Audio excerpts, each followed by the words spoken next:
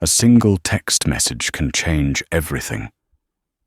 For Olivia, it was the message she'd been waiting for, the one that confirmed her husband Daniel had finally secured the promotion he'd sacrificed so much for. In her mind, she pictured his face, the triumph in his eyes. She decided in that joyful moment to orchestrate the perfect surprise. A bottle of vintage champagne, his favorite steak dinner, and her waiting in his gleaming new corner office. But the surprise wasn't the one she had planned. Some doors once opened can never be closed again. And what she saw through the crack in his office door that evening didn't just break her heart. It shattered the entire foundation of her world. The late afternoon sun slanted through the bay windows of Olivia and Daniel Peterson's suburban home in Maple Creek, illuminating dust motes dancing in the golden air. It was a beautiful house, the kind featured in magazines, a testament to a decade of ambition, sacrifice, and what Olivia had always believed was unwavering partnership. Every polished hardwood floor, every carefully chosen piece of art, every manicured rose bush in the garden was a brick in the fortress of their shared life. For 10 years they had been a team. Olivia, a talented freelance graphic designer, had tailored her career to be the supportive bedrock, the flexible partner who could handle life's logistics, while Daniel climbed the treacherous ladder at Sterling & Croft, a titan of the financial world. Today was the day, the culmination of a grueling 18-month project that had consumed Daniel, turning him into a ghost in their own home. There were countless late nights, missed dinners, and weekend plans cancelled by a curt text message. Sorry, babe. Swamped. Rain check. Olivia had swallowed her disappointment, each time reminding herself it was for their future. The senior vice president position wasn't just a job, it was the key to the life they had sketched out on cocktail napkins back in their tiny post-college apartment, a life with more time for each other travel, and maybe finally the family they had put on hold. Olivia glanced at the kitchen counter, where 2 champagne flutes stood, waiting, gleaming and expectant. Beside them, a reservation confirmation for their favorite Italian restaurant, Trattoria Valenti, sat tucked under a small weighted box from a luxury watch brand. It was a celebratory gift, a classic timepiece, with the date of his promotion engraved on the back. She had been so sure, so confident. Daniel was brilliant driven and the best at what he did. His boss, Mr. Albright, saw him as a protégé. It was a done deal. Her phone buzzed, startling her from her reverie. Her best friend Sophie was on the line, her voice a bubbly current of energy. Any word from the man of the hour? Sophie asked the "they" drawn out for dramatic effect. Not yet. Olivia said, her own voice, tight with a nervous excitement she couldn't quell. I'm a wreck. I've been pacing a trench into the floorboard since noon. Relax, Liv. He's got this in the bag. Albright would be an idiot to give it to Henderson. Henderson still uses a flip phone, for God's sake. Olivia laughed, the sound easing some of the tension in her shoulders. You're right. I know you're right. I want this for him so badly. You have no idea what he's been through these past few months. Oh, I think I do, Sophie said, her tone softening with empathy. And so do you. You've been right there with him, even when he wasn't really there. You deserve this win as much as he does. The words were meant to be a comfort, but they pricked at a tiny buried feeling of loneliness. She had been there, but she'd been alone. She'd eaten countless dinners by herself, attended friends' parties solo, and woken up more times than she could count to the empty space beside her in their king-sized bed. It will all be worth it, she chanted to herself, a mantra that had sustained her for months. They chatted for a few more minutes about Sophie's latest dating disaster before hanging up. As Olivia placed her phone down, it buzzed again, this time with a text. Her heart leapt into her throat. It was from Daniel. "Daniel, I got it." Just 3 words in all caps, but they were 3 words that unlocked their future. A wave of pure, unadulterated joy washed over Olivia. Tears welled in her eyes as a breathless laugh escaped her lips. He did it. He had actually done it. She immediately began typing a reply, her fingers flying across the screen. "OMG, Daniel. I knew it. I'm so incredibly proud of you. We have to celebrate." His response came back almost instantly. "Daniel, I know. Can't wait. But listen, Albright is taking the team out for mandatory drinks. Going to be a late one. Don't wait up. We'll celebrate properly this weekend, I promise." A familiar pang of disappointment pierced through her elation. Mandatory drinks? Of course. Just one more night, one more rain check. But then a new idea began to bloom in her mind, bold and exciting. The weekend felt a lifetime away. He deserved to celebrate now, and she deserved to be the one to celebrate with him. What if she brought the celebration to him? The thought was exhilarating. She could cancel the restaurant reservation. Instead, she'd pack up a surprise. She'd get his favorite takeout, the spicy rigatoni from the very trattoria they were supposed to go to. She'd grab the chilled champagne, and she'd just show up. His new office, the corner one on the 45th floor he'd been coveting for years, the one with the panoramic view of the city. She imagined the look on his face, the surprise, the gratitude, the love. After all the lonely nights and sacrificed moments, this would be their moment. A spontaneous, perfect start to their new life. It would be a story they'd tell for years. The night she surprised him after his big promotion. The plan solidified in her mind, chasing away any lingering disappointment. She moved with purpose, a woman on a mission. She called the restaurant and changed the reservation to a takeout order. She carefully wrapped the chilled champagne bottle in a thermal sleeve and placed it in a chic tote bag, along with the crystal flutes, carefully buffered with linen napkins. She touched up her makeup, a smile playing on her lips the entire time. This was so much better than a stuffy dinner. This was real. This was them. As she drove towards the glittering steel and glass skyscraper that housed Sterling and Croft, the city lights blurred into a kaleidoscope of celebratory beacons. The playlist on her car stereo seemed to match her mood, every song an anthem of victory and love. She felt a lightness she hadn't felt in months, the weight of the long wait finally lifted. The fortress of their life had just gained its highest turret. She was on her way to celebrate with the king of her castle, completely unaware that she was about to find a traitor already inside the gates. The lobby of the Sterling and Croft building was an imposing cathedral of marble and chrome, designed to make visitors feel small and insignificant. But tonight, Olivia strode through it with the confidence of a VIP. The evening security guard, a kindly older man named Arthur, whom she'd gotten to know over her few visits, gave her a warm smile. "Evening, Mrs. Peterson. Late night for you," he observed. "Hi, Arthur.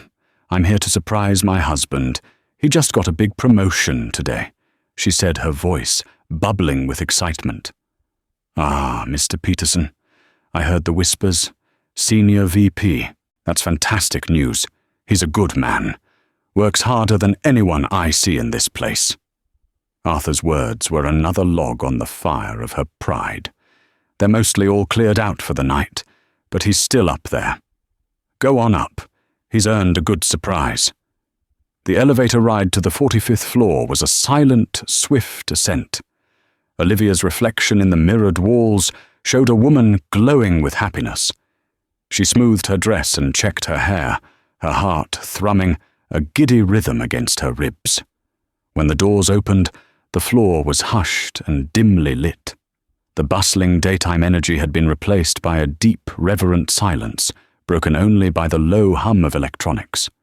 Most of the desks in the vast open-plan area were dark computer screens sleeping. Daniel's new office was at the far end of the floor, a glass-walled corner suite that was a symbol of status and power. As she walked towards it, her heels clicking softly on the polished concrete floor, she could see a light was on inside. Her smile widened. He was there. Probably too wired to leave, just sitting and soaking it all in. She clutched the tote bag, the cool shape of the champagne bottle pressing against her side. She decided to make her entrance as quiet as possible to maximize the surprise. She tiptoed the last few feet, her breath held in anticipation. The door was slightly ajar, a narrow sliver of light cutting across the dark carpet. Perfect. Peeking through the crack, she prepared to swing the door open with a triumphant surprise, but the word died in her throat. The scene inside was not what she had imagined. Daniel was there, yes, but he wasn't alone. He was standing near the massive window, the city's glittering skyline, a backdrop to a drama she couldn't comprehend. His back was mostly to her, but she could see he was holding someone. A woman, a slender woman with sleek dark hair, cut in a sharp, modern bob. Olivia recognized her instantly, Jessica Monroe from Daniel's team. He'd mentioned her a few times, the sharp new analyst, the secret weapon on his project. For a frozen second, Olivia's mind refused to process the image. Maybe he was comforting her. Maybe she was upset about something, and Daniel, as her new boss, was offering a supportive, professional hug. Her brain scrambled for a logical, innocent explanation, a life raft in a suddenly treacherous sea. But then he shifted slightly. His hand, which had been on her back, slid up to cup the back of her head, his fingers tangling in her dark hair. He tilted her chin up, and then slowly, deliberately, he leaned down and kissed her. It wasn't a quick, friendly peck.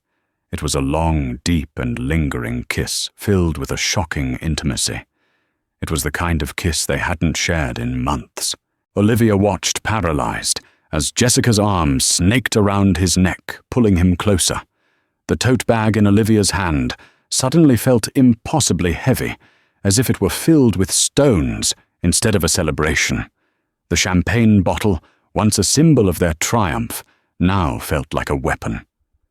Time seemed to warp and distort. Seconds stretched into an eternity. All she could hear was the frantic roaring pulse in her own ears, drowning out the faint hum of the building. Her vision narrowed, until the only thing in the world was that tableau in the office, the two figures silhouetted against the indifferent city lights.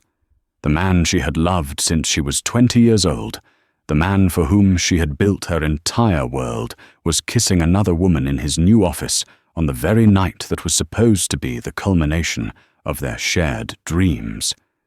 A strangled sound, a mix between a gasp and a sob, caught in her throat. She slapped a hand over her mouth, terrified of being discovered. The movement broke her paralysis. She needed to get out. Now. Moving with a robotic, jerky motion, she backed away from the door, her steps clumsy and loud in the oppressive silence. She prayed they hadn't heard her. She turned and fled, not walking, but not quite running, a desperate, stumbling retreat down the long corridor. She didn't dare look back. In the elevator, her reflection was a stranger, a pale, wild-eyed woman with a face contorted in a mask of horror and disbelief. Her hand was still clamped over her mouth, and her knuckles were white. The tote bag dropped from her other hand, and the champagne flutes clinked together with a sickeningly cheerful sound. The sound shattered the silence, and it shattered Olivia. A single dry sob escaped her lips.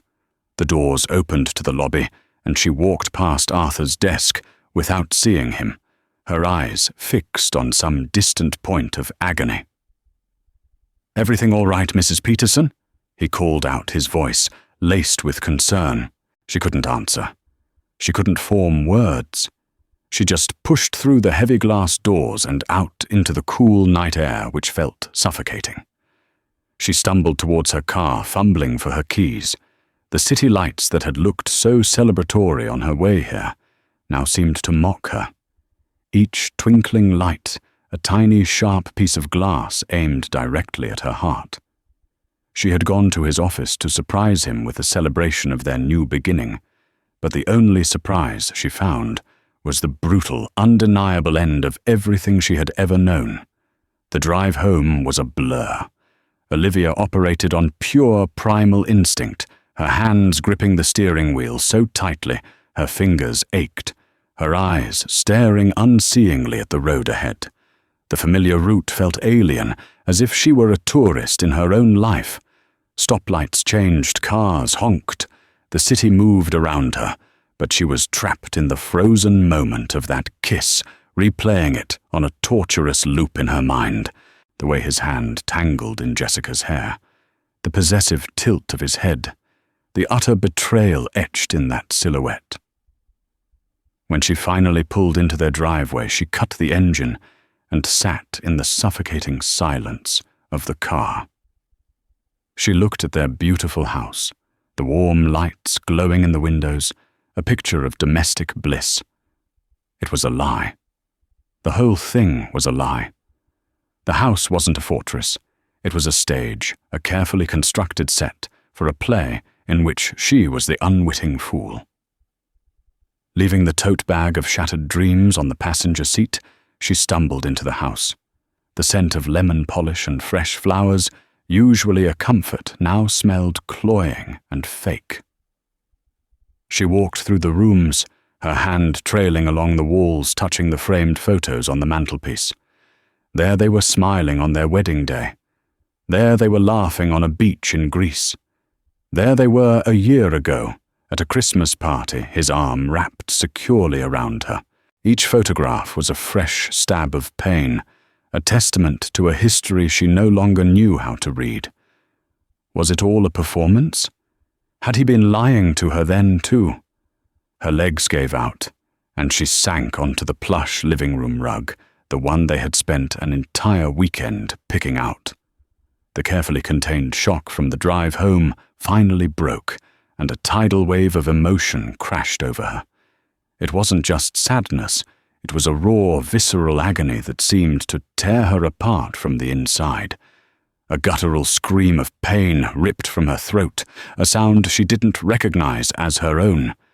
She pounded her fists against the floor, the physical pain a welcome distraction from the unbearable anguish in her chest.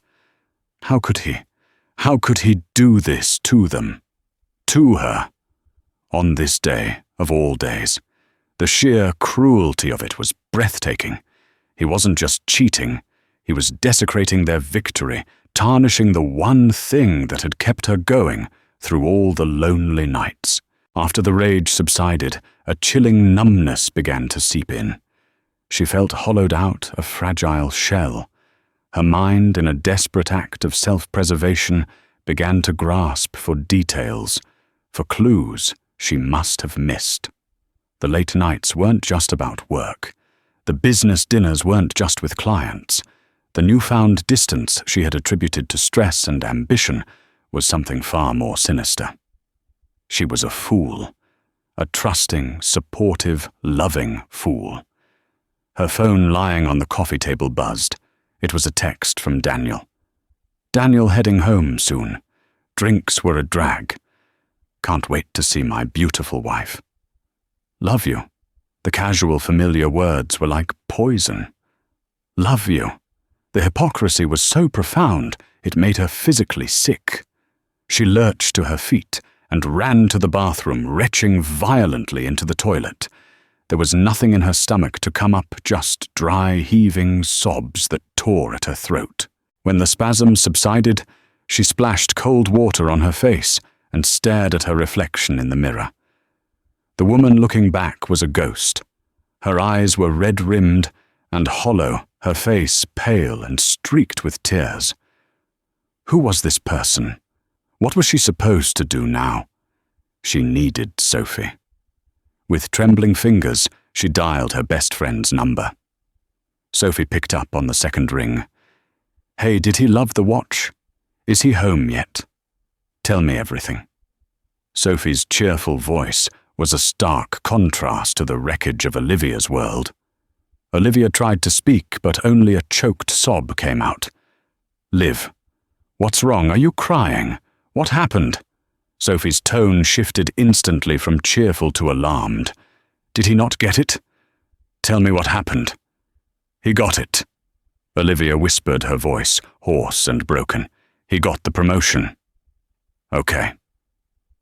"So what's wrong, Liv? You're scaring me." Taking a shaky breath, Olivia forced the words out. "I went to his office, Soph. To surprise him, like we talked about. I brought champagne." She trailed off another sob, threatening to overwhelm her, and Sophie prompted gently. "What happened at the office? He wasn't alone." Olivia said the words, tasting like ash.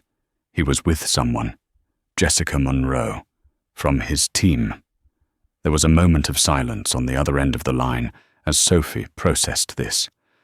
Okay, maybe it was professional. Late night work, tying up loose ends. He was kissing her. Sophie Olivia finally wailed the confession, unleashing a fresh torrent of tears. He was kissing her like he loves her. And I just stood there and watched, a sharp intake of breath followed by a string of curses from Sophie. "That son of a bitch! That absolute bastard!" "Olivia, I am so sorry. Oh my God. Where are you now? I'm home. He's on his way. He texted me. He said he loves me." The words came out in a bitter, hysterical laugh. "Okay, listen to me." Sophie's voice was firm, a lifeline in the storm. "You do not have to see him tonight. You hear me pack a bag? Come to my place. Right now. We'll figure this out tomorrow, but you cannot be there when he walks through that door." "I can't," Olivia whispered. "I can't move. My legs feel like lead." "Yes, you can. You are the strongest person I know. Get up. Go to your closet and put some things in a bag. I'm leaving my apartment right now. I'll be there in 20 minutes. Do not talk to him. Do not see him. Just get in your car and come to me or wait for me to get there. Promise me, Liv." "Okay." She whispered the word barely audible. "Okay." Hanging up the phone, Olivia felt a tiny flicker of resolve. Sophie was right. She couldn't face him. Not tonight. Not while the image of his betrayal was burned onto the back of her eyelids. She needed to escape the stage before the lead actor came home for his final, fraudulent performance. Dragging herself upstairs, she pulled an overnight bag from the closet, her movements slow and robotic. She was no longer a wife planning a celebration. She was a refugee fleeing the ruins of her own life. The 20 minutes it took for Sophie to arrive felt like a lifetime. Olivia moved through her bedroom in a daze, pulling clothes from drawers and hangers at random. A silk blouse she'd worn on their anniversary dinner. The comfortable sweater Daniel loved to see her in. Each item was a memory, a tiny, sharp shard of a life that was no longer real. Her hands froze on the velvet box containing the watch. With a surge of bitter anger, she shoved it to the back of her closet, burying it under a pile of scarves. He would never see it. He would never know. Just as she zipped the bag, she heard the crunch of tires in the driveway. It wasn't Sophie's small coupe. It was the familiar guttural roar of Daniel's sports sedan. Panic, cold and sharp, seized her. He was early. He was home. There was no escape. Her mind raced. She couldn't let him see the bag. She couldn't let him see her tear-streaked face. Her flight instinct was warring with a new, colder feeling that was beginning to crystallize in the pit of her stomach, a morbid curiosity. She wanted to see him. She wanted to see how he would act, how he would lie to her face. She shoved the overnight bag under the bed and rushed to the bathroom, splashing her face with more cold water, trying to erase the evidence of her breakdown. She took deep, shuddering breaths, forcing a fragile calm over the raging storm inside her. "You can do this," she told herself. "You can pretend. For a few hours, for a night." She had to. She wasn't ready for the confrontation. She wasn't ready for the world to end officially. She needed time. She heard the front door open, followed by his cheerful call. "Liv, I'm home." Taking one last look at her pale, strained face in the mirror, Olivia composed her features into a mask of placid welcome and walked out of the bedroom. Daniel was standing in the foyer, shrugging off his expensive coat. He looked flushed with victory, his eyes bright, his smile wide and confident. He was handsome, charismatic, and the sight of him sent a fresh wave of pain through her. He looked like the man she loved, but he was a stranger. "There you are," he said, his smile widening as he saw her. He strode forward and wrapped her in a hug, pressing a kiss to her forehead. His suit smelled of expensive cologne and faintly a perfume that wasn't hers. The scent, a delicate floral note, made her stomach clench. It was the smell of Jessica. Olivia forced herself not to recoil. She stood stiffly in his embrace, her body a block of ice. "Hey," she said, her voice sounding thin and reedy to her own ears. "Congratulations, Mr. Senior Vice President. I'm so proud of you." She pulled back before he could feel the frantic, betrayed thumping of her heart. "We did it, babe. We finally did it," he said, his eyes shining. He was oblivious, completely, utterly oblivious. God, the look on Henderson's face. It was priceless. You should have seen it. I should have seen a lot of things, she thought bitterly. Albright's taking me to Chicago next week to meet the board. This is it. Everything we've worked for. He ran a hand through his hair, buzzing with a restless energy. "I'm sorry about tonight. The drinks were unavoidable. All the sycophants came out of the woodwork. It's okay," she said, the lie tasting like acid on her tongue. "We can celebrate this weekend. I've already made plans. That's my girl, always one step ahead." He pulled a bottle of whiskey from the bar cart. "Want one? I need to wind down." "No, I'm good." She just wanted him to stop talking, to stop smiling, to stop acting like everything was perfect. He poured himself a generous measure and sank onto the sofa, loosening his tie. It was a brutal day. Final presentations, then the long wait in Albright's office. Jessica was a rock star, by the way. She caught a potential error in the quarterly projections right before we went in. "Honestly, I couldn't have sealed this without her. I owe her big time." He said her name. He said her name so casually, so easily, right here in their living room. Olivia felt the blood drain from her face.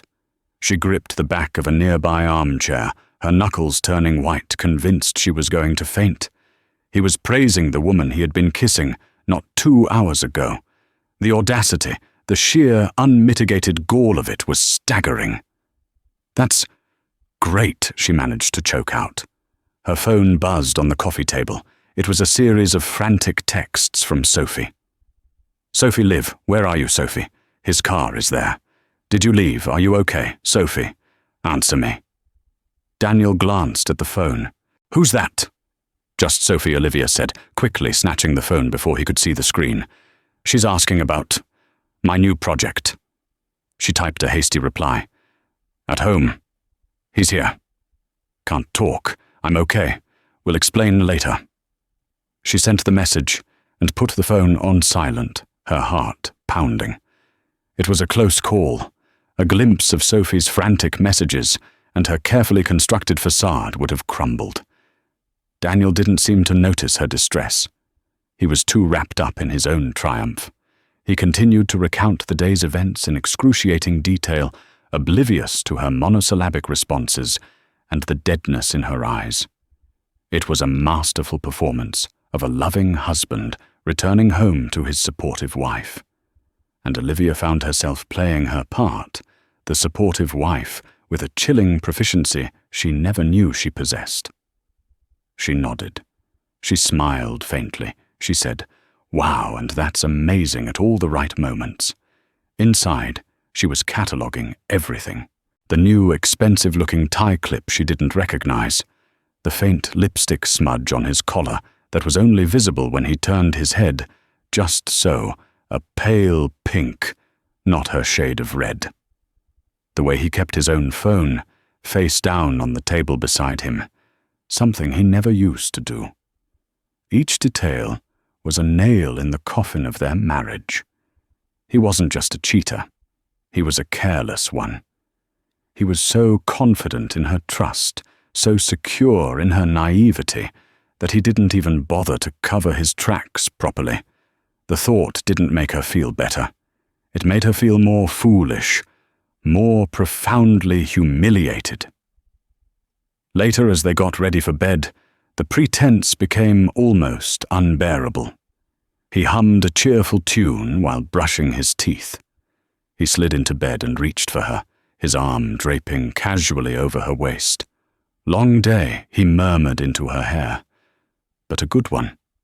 The best one. Olivia lay rigid in the dark, every muscle screaming. She felt his warm breath on her neck and wanted to tear herself away.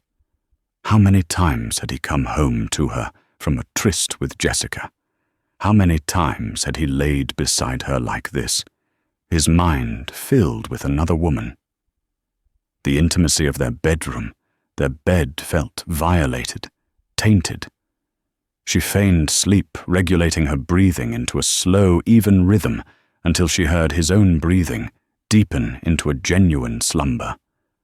Only then did she allow the silent tears to fall, soaking her pillow. She was sleeping next to the enemy, trapped in the ruins of her life, and for the first time, she wasn't just heartbroken. She was furious. And in that cold, quiet rage, a new resolve took root. She wasn't going to just cry and run away. She was going to find out everything. The weekend that was supposed to be a celebration became Olivia's clandestine investigation. Daniel, buoyed by his success, was in a magnanimous mood. He suggested they go out for their celebratory dinner on Saturday night at Trattoria Valenti, the very place she had planned for them. The irony was so thick she could have choked on it. She agreed, playing the part of the doting wife, while her mind worked like a forensic accountant, searching for discrepancies in the ledger of their life. Her first opportunity came on Saturday morning. Daniel announced he was going for a long run, a new habit he'd picked up to de-stress. As soon as the front door closed, Olivia sprang into action. Her first target was his briefcase, which he'd uncharacteristically left on the desk in their home office. Her hands trembled as she unlatched it. It felt like a profound violation of privacy, but the events of the past 48 hours had obliterated any such scruples. Inside were files, a laptop, and his wallet. She ignored the work documents and went straight for the wallet. Tucked behind his driver's license and credit cards was a small folded receipt. It was from a jewelry store called Boutique d'Amour, a place known for its delicate modern pieces. The date was from 3 weeks ago. The item purchased a single gold pendant, an initial JA. The price made her gasp over $900. It wasn't a corporate gift. It was personal, intimate. A sick feeling coiled in her stomach. She pictured that J pendant tour resting on Jessica's skin as Daniel kissed her. Next, the laptop. She knew his password. It was their wedding anniversary. The predictability of it was almost laughable. She opened his web browser. The history had been cleared recently, a red flag in itself, but he had forgotten about the cloud-synced tabs on his work account. There it was, a search history, filled with bookings for boutique hotels in their own city. The Hemlock Inn, the Chamberlain Suite. They were for out-of-town clients. He had told her an excuse for why he had to stay in the city overnight, after a late meeting. It was all a lie. The worst discovery came when she logged into their shared phone plan account online, a task she usually handled. She pulled up the detailed billing statements for the past 6 months. Her eyes scanned down the list of Daniel's calls and texts. There was one number that appeared with startling, damning frequency. Dozens of texts a day. Phone calls late at night, some lasting over an hour, on dates he had told her he was stuck on a conference call with the Singapore office. She looked up the number. It was registered to Jessica Monroe. The timeline was the most devastating part. The constant communication had started 6 months ago. 6 months. Olivia's mind reeled back. What was happening 6 months ago? Her blood ran cold. It was the month after her miscarriage. The memory was a fresh agony. After years of putting it off for his career, they had finally decided to try for a baby. They had been overjoyed when she'd gotten pregnant, only to have their hopes dashed 8 weeks later. It had shattered her. Daniel had been supportive, or so she'd thought. He held her while she cried, told her they would get through it, that they would try again when the time was right. But now, looking at these phone records, she realized that while she was grieving the loss of their child, he was starting an affair. He had sought comfort not in her arms, but in another woman's bed. This new knowledge was a different kind of pain.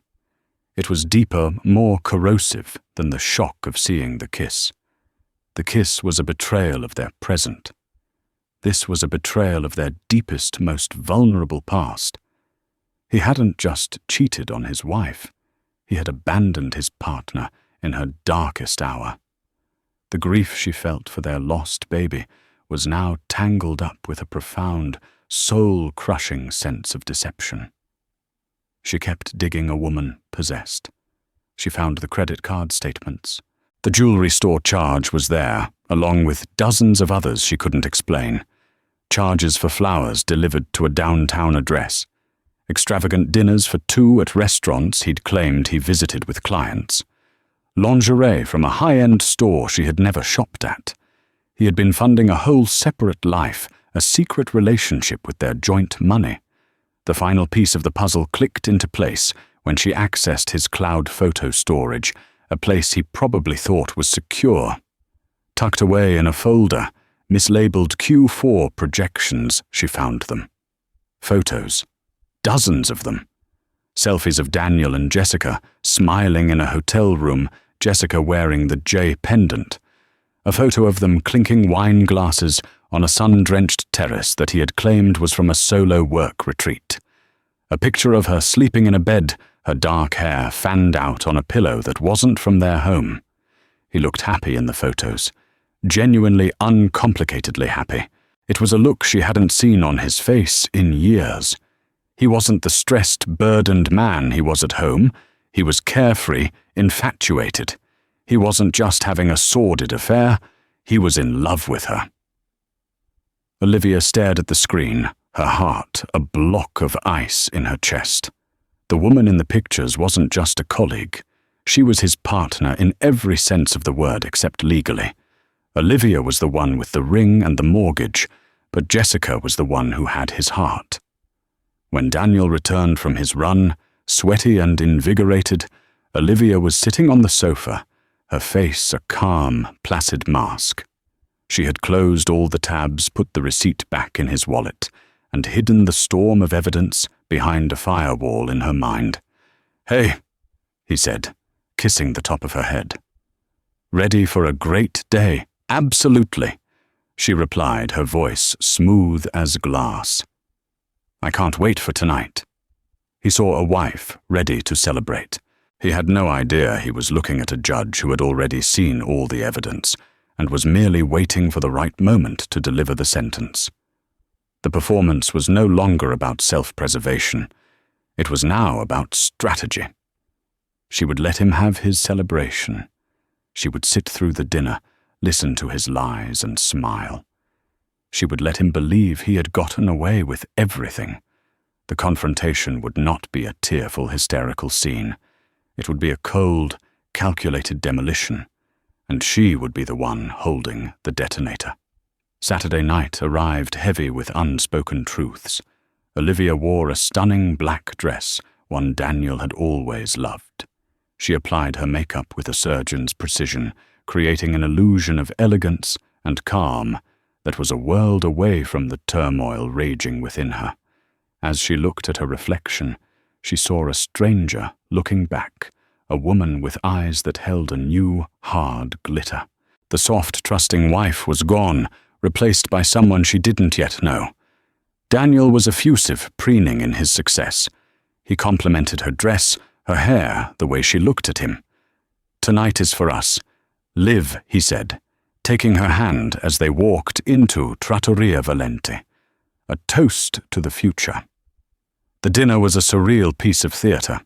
The restaurant, once their special place, felt like a courtroom. Daniel ordered their favorite wine and launched into an eloquent monologue about their journey, his gratitude for her support and his excitement for the life they were about to build. He was charming, persuasive, and utterly fraudulent. Olivia listened, nodding and smiling at the appropriate cues. She asked questions about his new role, about the Chicago trip, about the people he would be managing. With each lie he told, each omission he made, she felt a strange sense of detachment, as if she were watching a movie about someone else's life. He talked about integrity and hard work being the cornerstones of his success. The hypocrisy was so profound, it was almost comical. When their main courses arrived, she decided it was time. She waited for him to finish a bite of his veal parmesan, then placed her fork down gently on her plate. "I found a receipt in your briefcase yesterday," she said, her voice quiet but carrying a deadly precision, "from a place called Boutique d'Amour." Daniel froze his fork halfway to his mouth. A flicker of something panic maybe crossed his face before being replaced by a mask of casual confusion. Oh, that it was a corporate gift. For one of the clients on the project. You know how it is. A corporate gift. Olivia tilted her head. A gold pendant with the initial J. That seems rather personal for a client, don't you think? His composure started to crack. He put his fork down. "Listen, Liv, it's complicated. It was for Jessica. She was instrumental to the project's success. It was a thank you bonus, a gesture. A $900 gesture," Olivia said, her voice remaining level. "Just like the flowers you sent to her downtown apartment, or the dinners at Le Ciel Bleu, were those all thank you bonuses as well." The color drained from Daniel's face. He looked around the restaurant, his eyes darting nervously. "What are you talking about? Where is this coming from? Don't insult my intelligence." "Daniel," she said, her voice dropping to a steely whisper, "don't you dare. I saw you. Thursday night, in your new office. I came to surprise you." The confession hung in the air between them, thick and suffocating. Daniel's face crumbled. The confident senior vice president vanished, replaced by a cornered, guilty man. He opened his mouth, then closed it, no lies readily available to save him now. "Liv, I can explain," he stammered. "Can you?" She asked, a humorless smile touching her lips. "Can you explain the hotel rooms, the Chamberlain suite, the Hemlock Inn? Were those for out-of-town clients too? Or were you the out-of-town client in your own city? Can you explain the hundreds of texts, the late-night phone calls, the photos, Daniel, the ones in the folder labeled Q4 projections? You look so happy in them." She laid out the evidence piece by piece, a calm, relentless prosecutor. With every detail she recited, he seemed to shrink, the weight of his deceit crushing him. He slumped in his chair, the fight draining out of him. "I'm so sorry, Olivia," he whispered, his voice thick with a pathetic self-pity. "I never meant to hurt you. It just happened." The pressure at work, the miscarriage. I was lost. She understood. The mention of the miscarriage was the final straw. Olivia's icy composure finally fractured, and a hot, white-hot rage surged through her. "Don't you dare!" she hissed, leaning across the table, her voice dangerously low. "Don't you dare use the loss of our child as an excuse for you to crawl into another woman's bed. While I was grieving, you were starting an affair. While I was trying to put our family back together, you were building a new one with her." She understood. What did she understand? Daniel. That you were a coward, that you couldn't handle real life, real pain, so you ran to something easy and new. He flinched as if she had slapped him. "It's not like that. It's complicated." "No, it's not, Olivia," said her voice, regaining its cold clarity. "It's very, very simple. You're a liar and a cheat, and you've destroyed everything we built. We can fix this," he pleaded, reaching for her hand. I'll end it right now. It was a mistake, a stupid, terrible mistake. It's you I love, Liv. It's always been you." Olivia looked at his desperate, pleading face, and she felt nothing. No love, no pity, just a vast, empty wasteland where her heart used to be. She pulled her hand away. "Is that what you told her? What, that it was a mistake?" "That you love me," Olivia pressed, "because a woman doesn't stick around for 6 months for a man who says he loves his wife." "So what did you tell her, Daniel? That you were going to leave me after the promotion was secured, that we were already over?" He couldn't meet her eyes. His silence was her answer. "I thought so," she said softly. She took a sip of her wine, the liquid tasteless on her tongue. It was time for the final devastating blow. This was the one piece of information she didn't have but was about to gamble on. A woman's intuition, a cold guess based on the timeline. "There's one more thing you should know. Daniel." She began watching him closely. "Before you make any more empty promises. I got a call this morning from a rather distraught woman. It seems she found my number and was having a bit of a crisis. Apparently her period is late." Daniel's head snapped up, his eyes wide, with pure, unadulterated horror. The blood completely drained from his face, leaving him a ghastly shade of grey. His reaction told her everything. Her wild guess had hit its mark. "She's pregnant, isn't she?" Olivia stated it not as a question, but as a fact. The final damning piece of his betrayal. Daniel stared at her, his mouth opening and closing like a fish, utterly speechless.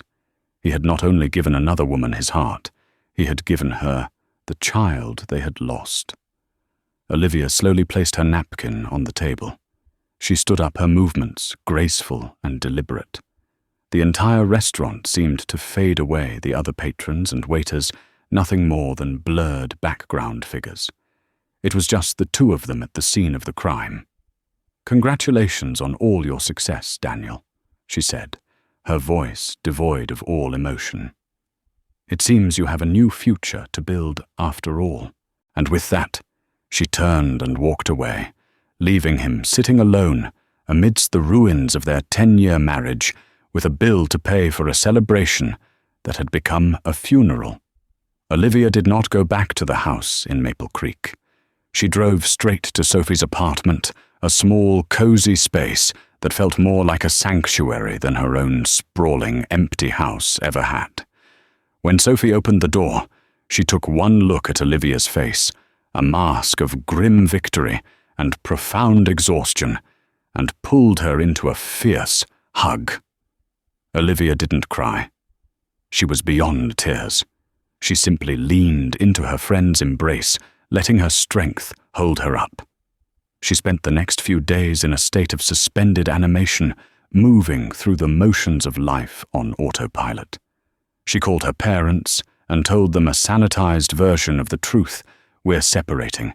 It's for the best," fending off their worried questions with a weariness that brooked no argument. The true work began on Monday morning. Instead of wallowing in her grief, Olivia channeled her fury into action. She found the name of the most tenacious, sharp-witted divorce lawyer in the city, a woman named Catherine Vance, known for being both compassionate with her clients and a shark in the courtroom. Walking into Ms. Vance's sleek, minimalist office was the first step toward reclaiming her life. Olivia recounted the entire story from the planned surprise to the final devastating confrontation at the restaurant. She spoke with a calm, factual detachment, presenting the timeline of the affair and the evidence she had gathered, the receipts, the hotel bookings, the phone records, as if she were a witness in someone else's case. Catherine Vance listened patiently, her expression unreadable. When Olivia finished, the lawyer leaned forward, a look of steely resolve in her eyes. "Mrs. Peterson," she said, her voice firm but kind, "you have been through an unimaginable betrayal. Daniel's infidelity, particularly its timing, and the blatant use of marital assets to fund it, is not just morally reprehensible, it's leverage. We are not going to ask for a fair settlement. We are going to demand a just one." For the first time in days, Olivia felt a flicker of something other than pain or anger. It was hope. The next call was to Daniel. He had been bombarding her with texts and voicemails, filled with frantic apologies, desperate pleas and hollow promises. She had ignored them all. When he answered, his voice was a wreck, thick with desperation. "Liv, oh God, Liv, please, just talk to me. We can fix this. I'll do anything." "There is nothing to fix, Daniel," Olivia said, her voice cold and final. "I have retained a lawyer. Her name is Catherine Vance. Her office will be in touch with you or your legal counsel to begin divorce proceedings." No, please don't do this," he begged. "It was a mistake. I love you. You are going to be a father, Daniel," she stated flatly, cutting through his pleas. "Your responsibility is to that child now. My only communication with you from this point forward will be through our lawyers regarding the division of our assets." She heard a sharp intake of breath, then a choked sob.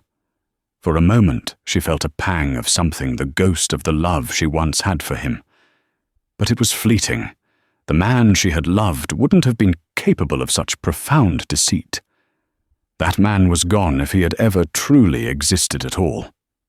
"Goodbye, Daniel," she said, and hung up before he could reply.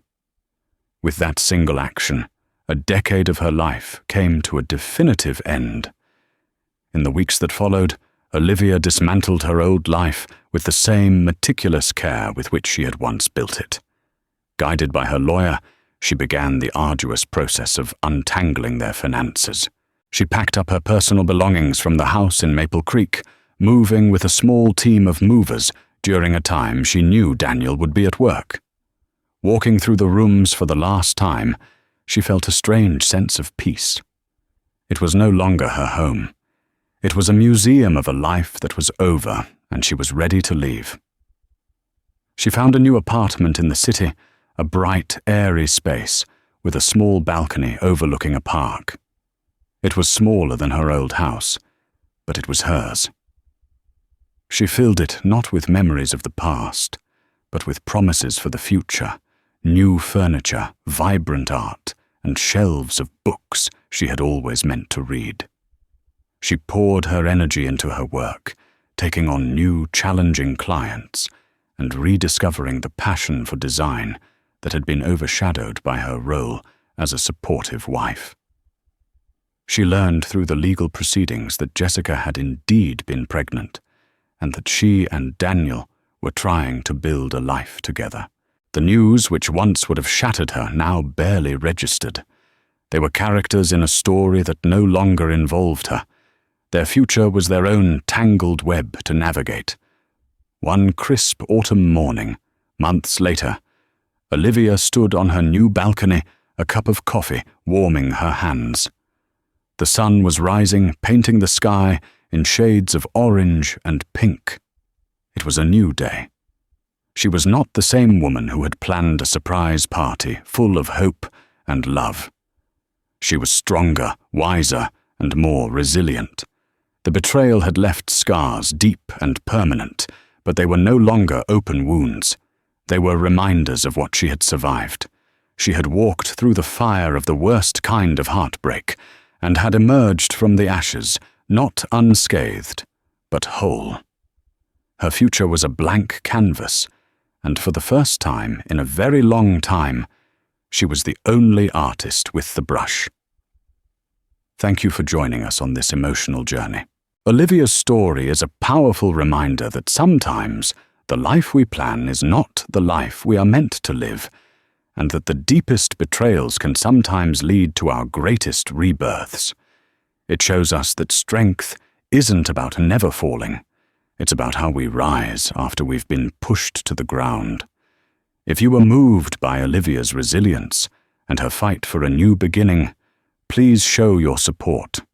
Hit that like button to let us know this story resonated with you, and share it with someone who might need to hear a story of survival and hope. And most importantly, if you want more compelling stories like this one, make sure to subscribe to our channel and ring the notification bell. You won't want to miss what we have in store. Until next time, take care of yourselves and each other.